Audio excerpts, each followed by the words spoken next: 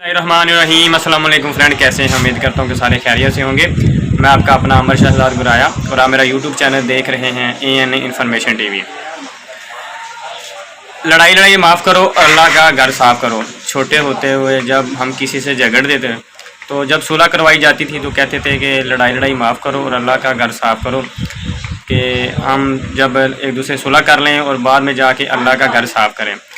मगर इस बात की वजाहत और इस बात का पता और इस बात का मफहूम हमें अब पता चला है कि ये लड़ाई माफ़ करें और अल्लाह का घर साफ़ करें, इसका असल मकसद क्या है।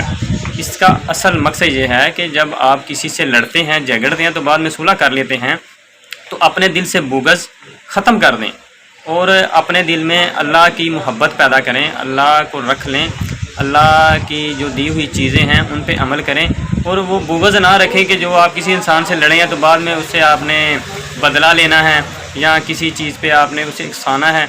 तो इसका ये मतलब नहीं है कि क्योंकि ये जो फ़िक्रा हमें बचपन में सिखाया गया था, ये फ़िक्रा हमें बड़ों को अब जाके समझ में आया, तो अब हमें इस पे अमल करना चाहिए।